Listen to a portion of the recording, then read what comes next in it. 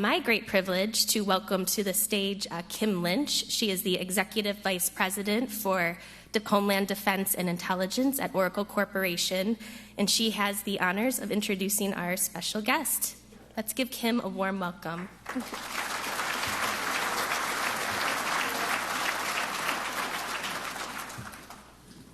Thank you, Megan, and thank you all for being here. It is so great to be among so many of the Homeland Security distinguished leaders and all of you who are working on such a critically important mission for our country. So thank you for being here, and we at Oracle appreciate just being here amongst all of you.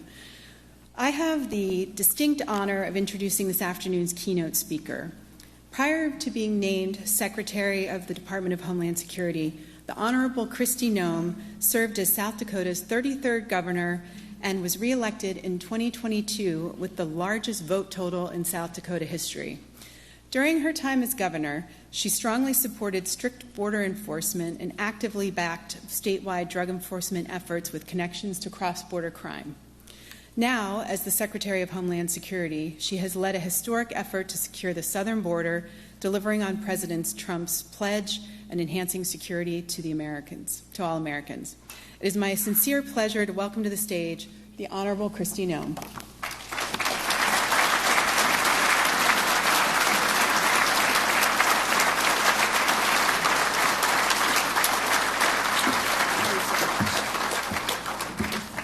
Good afternoon, everybody. Thank you for allowing me the opportunity to come and visit with all of you and wear my tennis shoes.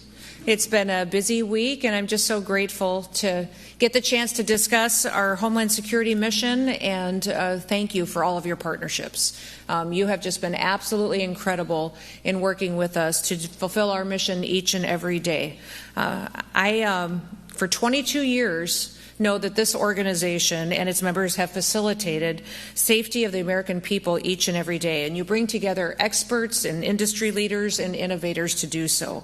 I want to give a special thanks to Megan as well for her leadership as the executive director here at the Homeland Security and Defense Forum. She has been here for 13 years and has led with excellence. I also want to thank our acting deputy commissioner, I don't know if he's still here, John Modlin, who's here with CBP, our El Paso sector interim chief patrol agent, Walter Slozer, who also is speaking with you today, maybe already has, and then David as well, who is a former CBP acting commissioner. So grateful for them and their leadership and sharing their expertise and wisdom with all of you.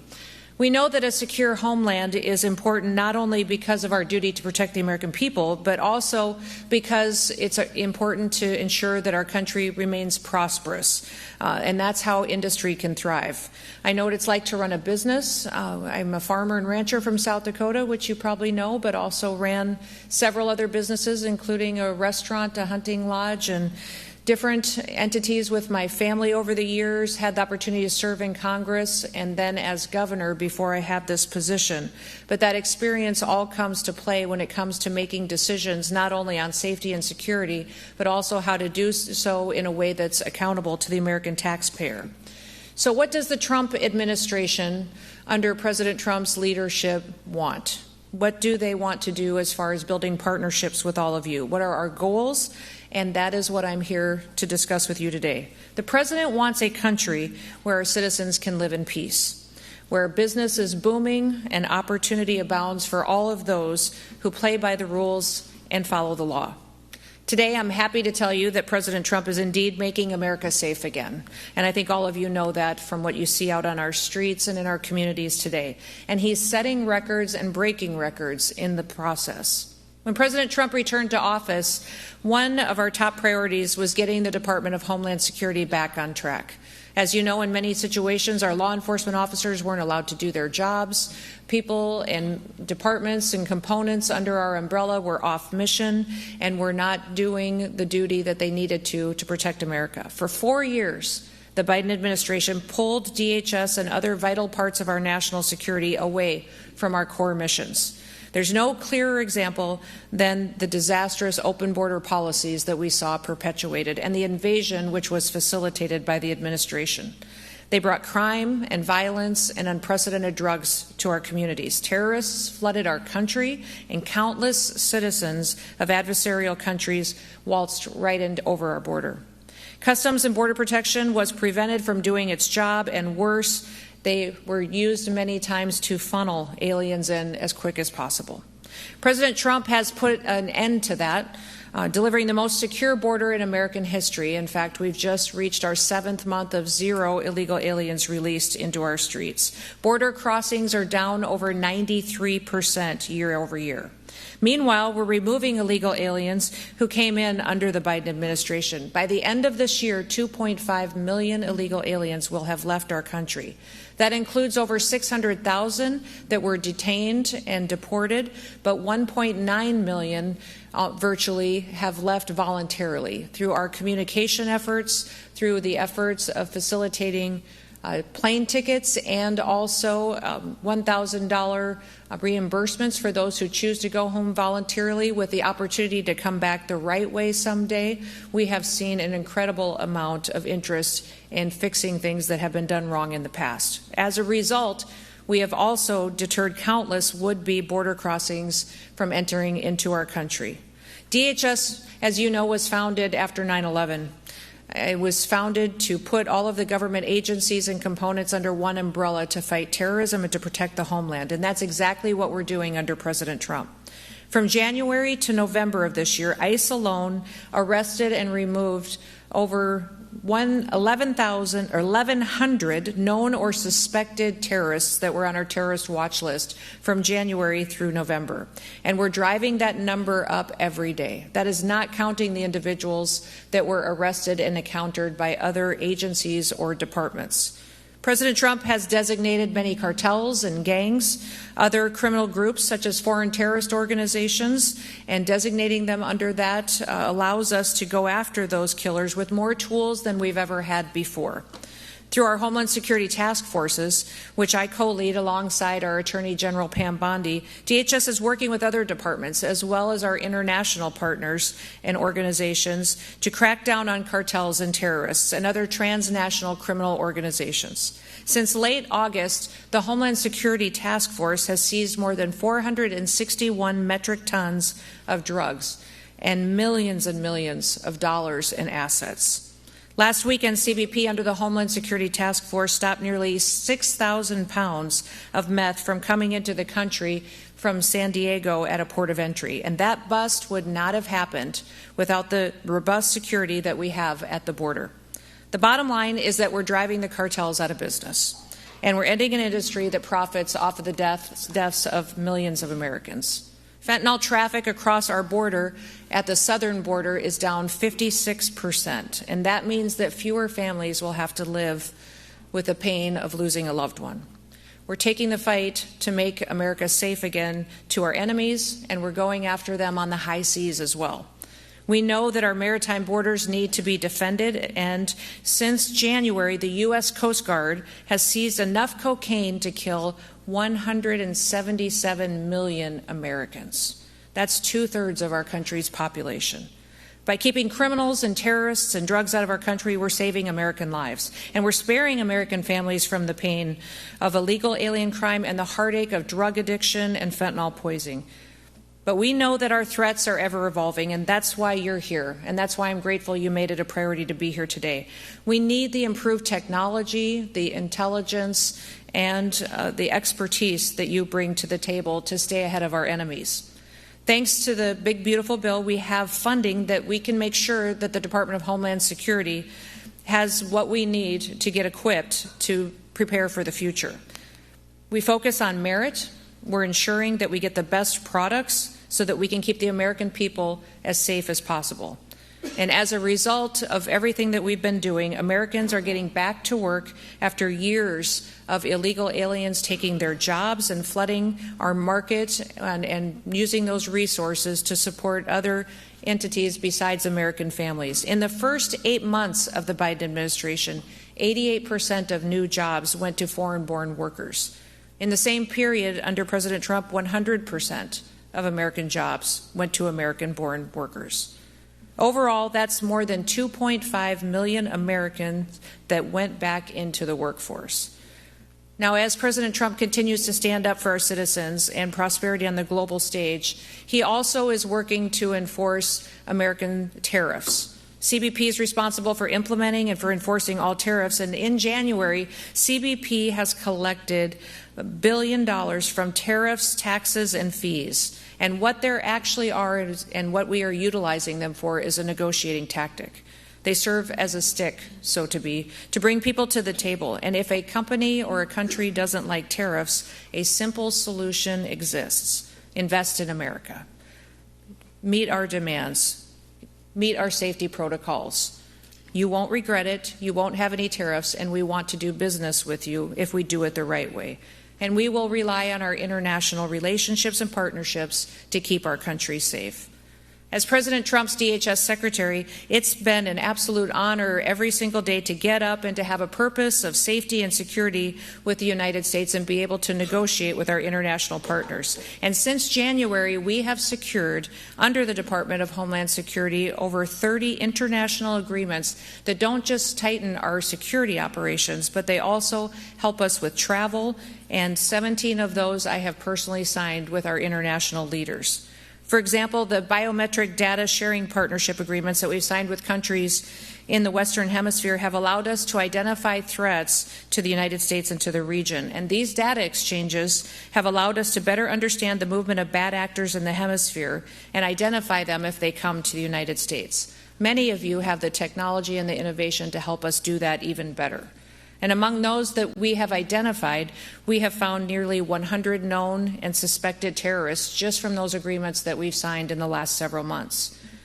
America is not just a nation that is important, but it also needs to refocus on being the Arctic nation that it is, and we have been since the 1850s.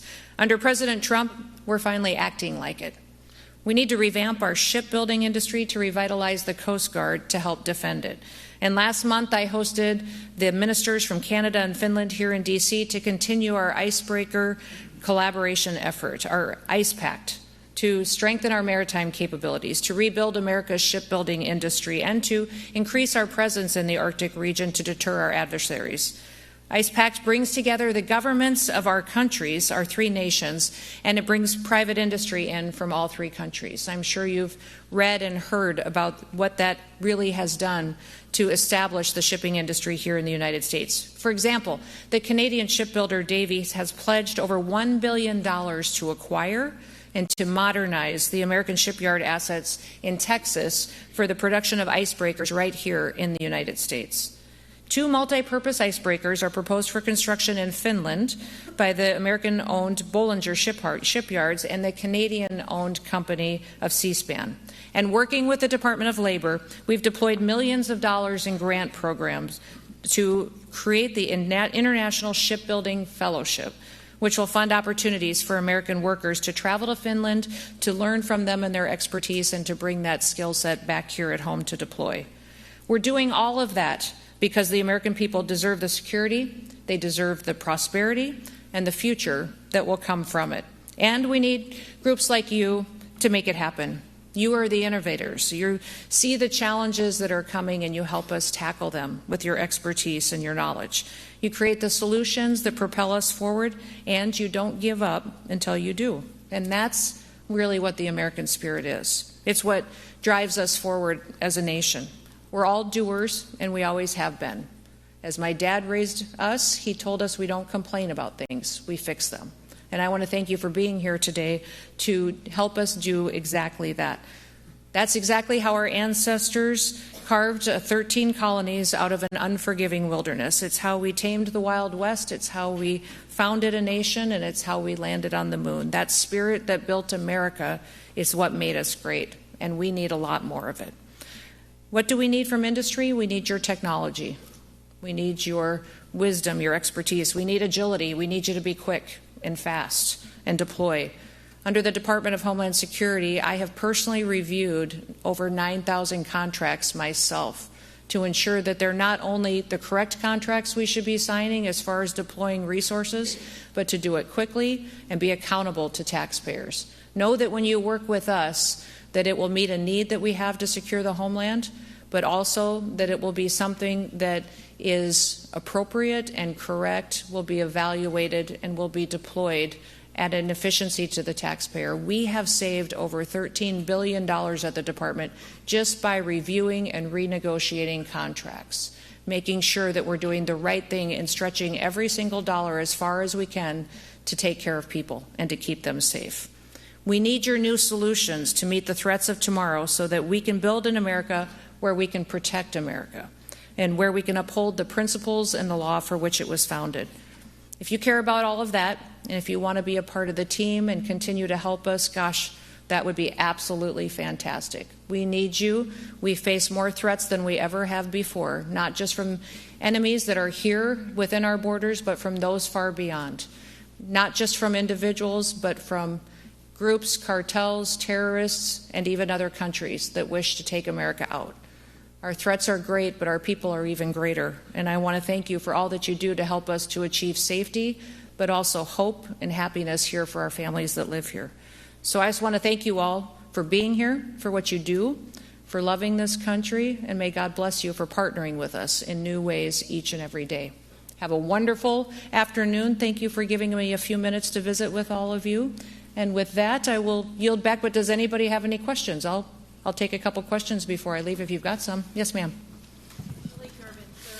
Yep. We have a contract on your desk right now to review the We're going to negotiate a contract right here today. I love it.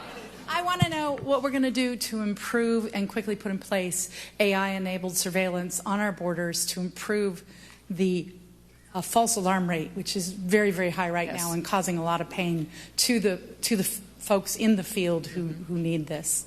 Yeah, as you know, we had a plan under Trump 45 to build the wall, and the wall is not just an infrastructure of a primary wall. There's a secondary wall and the technology and surveillance equipment that actually goes with it as well. And as we do that, and this is the largest project that's ever been undertaken, I believe, in the world, to build an infrastructure project of this magnitude. And having the right technology to tell us when there is a threat at that border is important, but also we need to know when it's not a threat and it's something else. So your contract, I don't know the specific one, but I will go look at it. It's not on my desk yet because I just cleared my desk this afternoon. But I will. But that is one thing that we need, is not just technology, but technology that's reliable, that gives us the correct information we need to keep people safe. So we have already done the many contracts to deploy and building of the border, but we are going to continue to allocate those. I think we have put those out faster from the OB3 funding than ever done before as far as the contracting process has gone, but we'll continue to ensure that those systems get installed and online as soon as possible. What else? She shut it down, didn't she? With the yes, sir. Last one, and then I better let you get back to business. Ma'am, not a question, but I'm not going to speak for everybody here, but for me, just want to say keep it up. Oh, thank you. I appreciate it. I appreciate it. Well, God bless you. You have a wonderful day. Thank you, everybody.